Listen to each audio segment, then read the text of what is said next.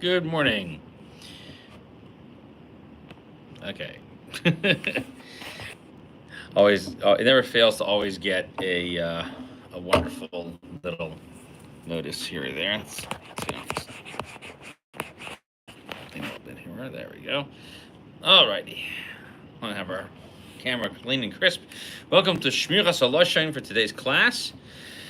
We are now going through what is being called the Epilogue over here. It is basically an additional section expanding on the topics that were discussed in the first two gates, which were really very related to what we say and what we do and how we treat people and how we approach our own religiosity.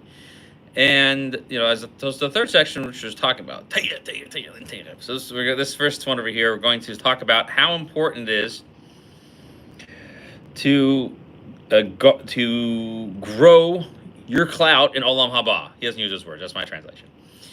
How you will increase your recognition in Olam Haba by being careful with what you say. Okay, so we spoke in great detail of these matters for many, many days. And they're all available here on YouTube. What I may actually do is generate a very shorthand document for people to go ahead and review some of the topics that were in those. But we're going to review some of those items.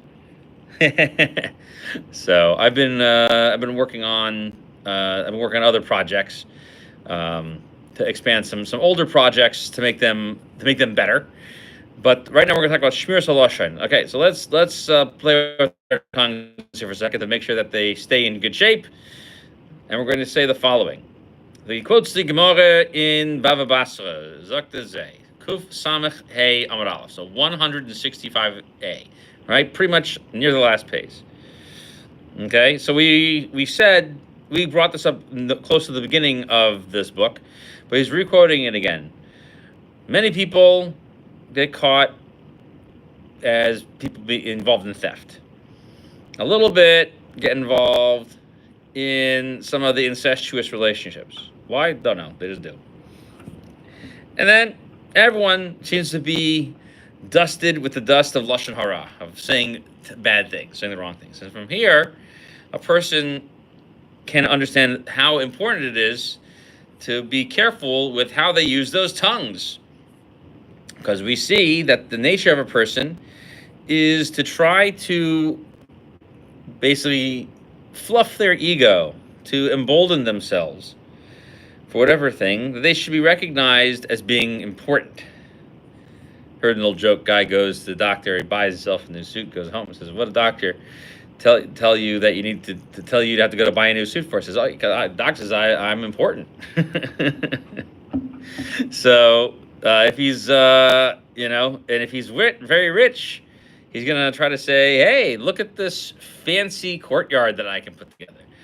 And if he owns a house, look at how nice my house is. And whatever. He's not, he's really not that important. But, so it's like nowadays, as a sidebar, I follow on YouTube some financial advisor who happens to have a number of financial advice cases, different than, let's say, Dave Ramsey. This guy's name is Caleb Hammer, and he tends to help out people who are on the younger end of the spectrum, which is interesting because Dave Ramsey's kind of like, he's retiring now, but that was my financial advisor kind of guy growing up.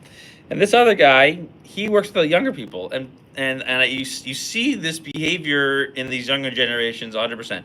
I have to demonstrate that. I don't have to actually demonstrate that I do hard work. I just have to get the things that make my ego feel good. Okay? But they really have zero skills and zero value. They are on borrowed time. Okay? Now, what's really better is that they should, I don't know. The Chafetz is saying here now, he says, hey, you should have like a nice suit for Shabbos. Something nice for Yantiv, right? So you shouldn't look. People should look and go, "Oh, what the cat dragon over here for Shabbos? What is this guy doing coming to shul looking like this?" Okay, so he has to come in with some type of value, consummate with what he can accomplish for himself. And especially in this world of finite means, that every single enjoyment and all types of honor that he wishes to attach to himself will pass away and be like nothing. Okay, so how much more so should you invest in putting your efforts into the eternal world, which comes after this? It should be quite well known that the person who attaches themselves to the service of the Holy One, blessed be He, to fulfill His mitzvos, was created in God's honor in order to place that person into the holiest of high holy places, in order that Hashem Himself should benefit from the light that they generate from themselves. This was stated in the Midrash in Koheles, that for every single righteous person that appears before Hashem, each one gets a different pillar of honor, or a pillar of fire of honor. And if that's the case, a person who is so careful all their whole life from doing anything incestuous, even though you're getting a lot of reward for it, hey, you're just like, hey, listen, I can get eternal reward for being careful with this one simple thing. And my accomplishments will be rewarded and appreciated. Okay, and so from this very sacred place from which you are benefiting, and from the rewards with which will be extended to you, you'll find yourself amongst all the Jewish people in the Garden of Eden in the world to come. And you wouldn't really be all that special because, there's a lot of people who are going to get rewarded for that. Now, many people do that Avera. Now, if you were careful about stealing, okay. So a lot of people aren't so careful about that. And they have another special place for them as well in the next world. But imagine being careful of what you say in every single detail. How amazing the reward would be for that special place that's held for that person. Especially that place is built on the guardianship of that mitzvah. It accrues value and importance by how carefully it is guarded. So even the smallest amount of dust that would attach itself to you as a result of saying things that you shouldn't, and especially since some people are led astray through saying these type of things, unless that person is particularly aware of how they conduct themselves to keep themselves as far away from it as possible, and there is no place set aside that reaches the level of holiness like the place set aside for this. Especially, let's talk specifically about one who takes time to read the opening of my work, Chafetz Chaim.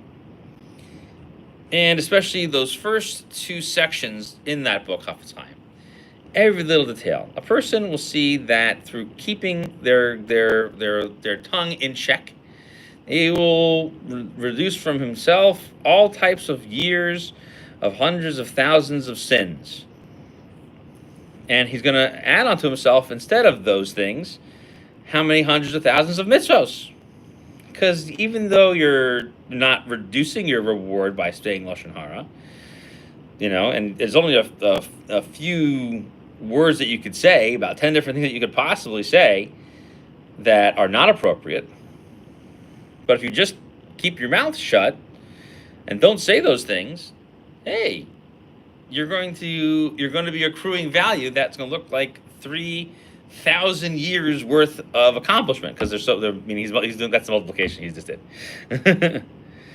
And he says, this is how I understand the statement in the Gemara in Archin in Tesvav and Beis 15b, which we've mentioned several times in the Sharma before, that someone who recites Lashon Hara to somebody else, his sins rise speedily unto the heavens. Which means that if you are going to continuously perform this sin, then it's going to just build itself all the way up until it reaches the heaven. And for the mitzvos, you're going to have to look against those words that are used in the performance of mitzvos. Because as the rabbis say themselves, this is Gemara in Makos 23b, that a person should sit and not do any sins, right? So if you just do nothing, you won't do anything wrong. And so you get reward as if you were doing a mitzvah. So if you stay away from averas, and even if you're not in the process of actively doing mitzvah, it's not how we want you to do it, but if that's also a mitzvah. Okay, and so every single moment that you're doing that and avoiding averos, sitting here right now, all of us who are sitting here listening to this class and giving this class, attending this class right now, are accruing innumerable amounts of reward and mitzvahs. We don't say that's why we do it. That's a shear that we gave another time. If you can go see the shear on that in Mishnah Berurah, we talk about that. But if you just keep your mouth away from saying things that you shouldn't, the rewards are manifold. And immediately, as a result of doing these things, that you will come through all types of holy levels of self-improvement.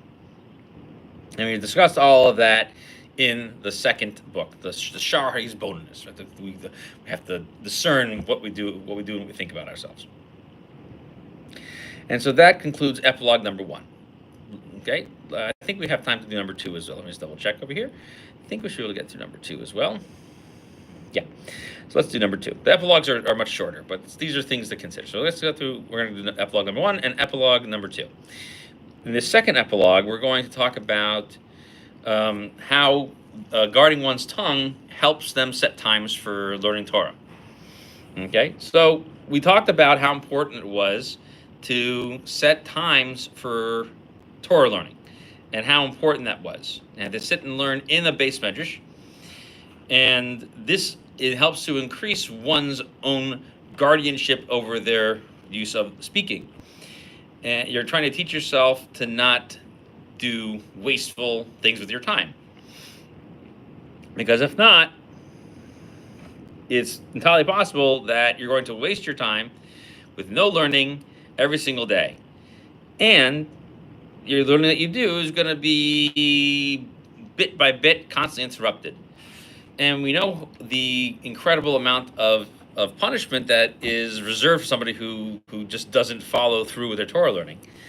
And especially those of you who learned Avodah Zarah recently on page 3b, that everyone who pauses their Torah learning and involves themselves in idle chatter, well, it's like someone who gets fed hot coals. Because it says in the book of Eov, chapter 30, verse 4,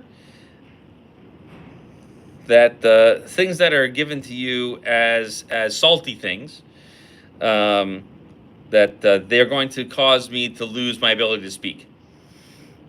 And the source of them is having to eat hot coals as my bread. Okay, that's the verse in Eov that's being quoted over here.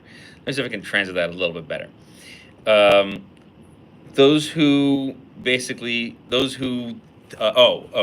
Actually, I read that wrong. Those who interrupt the words written on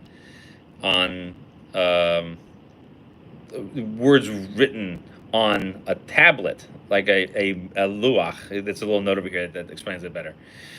The coals become their bread. Okay, so that's actually what it was referring to. So meaning that you're filling yourself with idle speech. Okay, and therefore this punishment is mida keneged mida. If you're interrupting your learning with nonsense, nonsense will come and bother you. Nonsense will come and find you. And if you see that you're trying to work to go to get food, you'll see the food sort of escapes you. You can't find things to sustain yourself. Like media players that can play only one channel at a time, keeping it permanently tuned on a kosher channel removes the possibility of bad channels. But yes, exactly.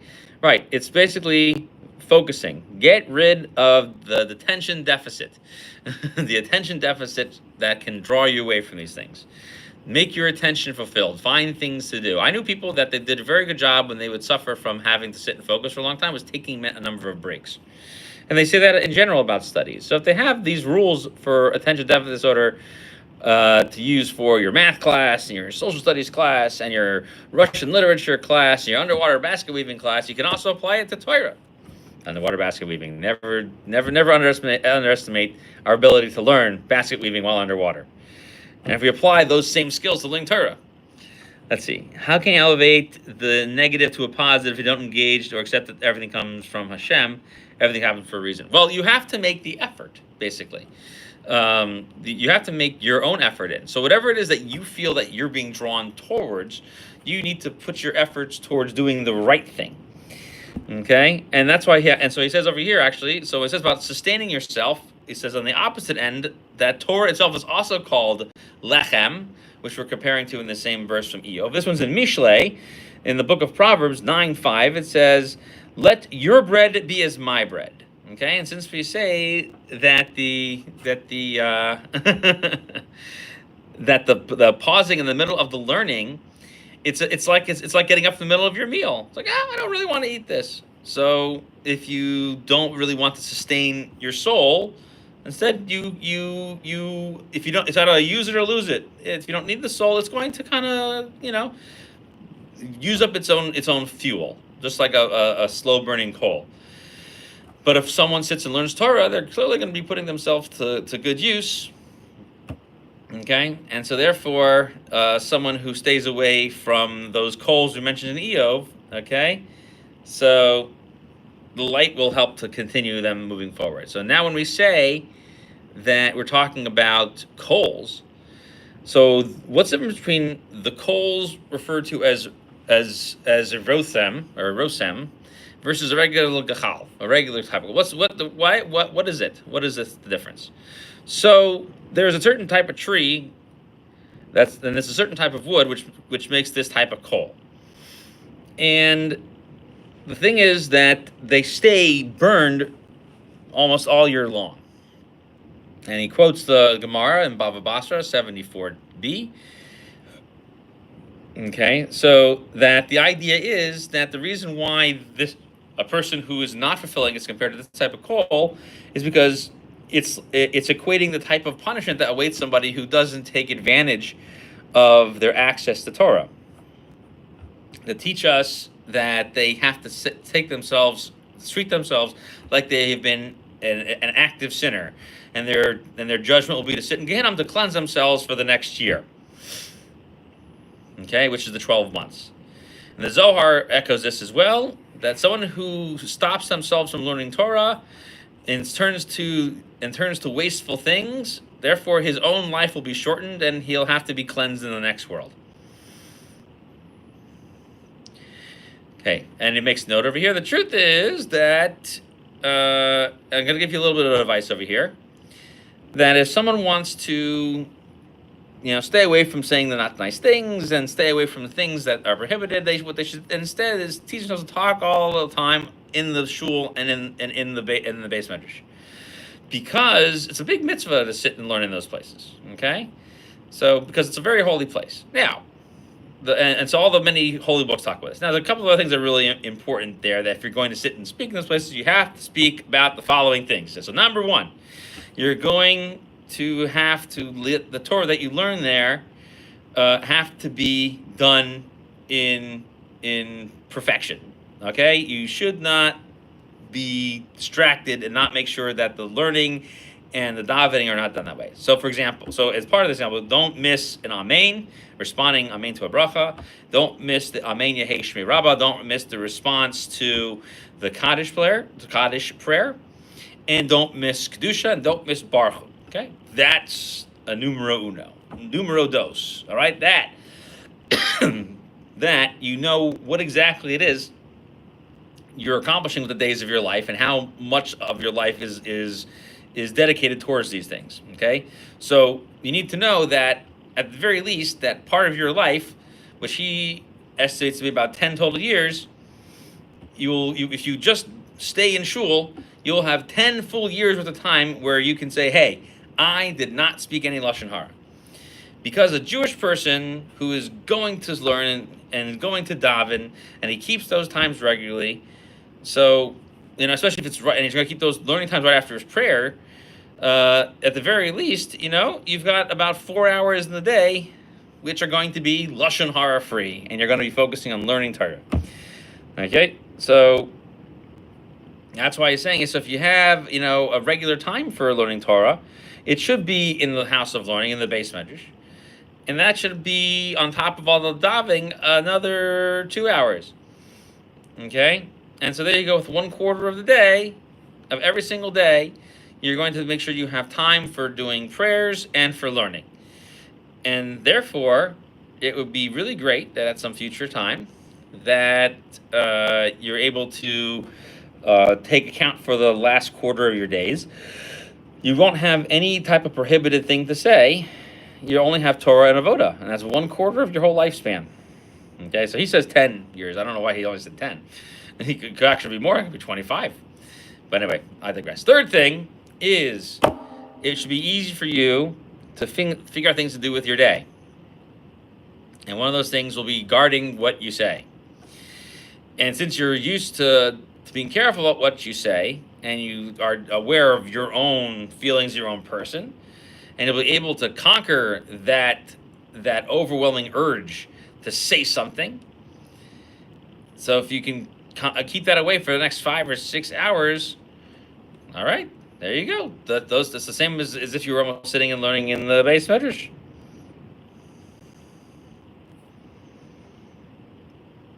Okay, and that's the 6 hours we just talked about with loading in the base medrash. So that is the end of Epilogue 2. Okay, and so next time we'll come back, we'll pick up with the third epilogue. Like I said, this isn't a long section, but it's a very interesting section. And we will pick up about, about how important it is to focus on mitzvahs that feel like that they don't have people normally paying attention to them. Thank you very much for joining our class today. Remember, you can go ahead and review all of our content. There's a new tab I set up for people who want to go review Avas Chesed. And I'll be doing the same thing very soon for Shmiras HaLashon. So go ahead and take a look.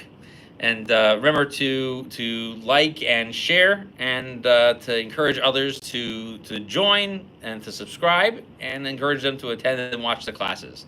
Thank you, everybody who attended today. It was lovely having you. We will see you next time.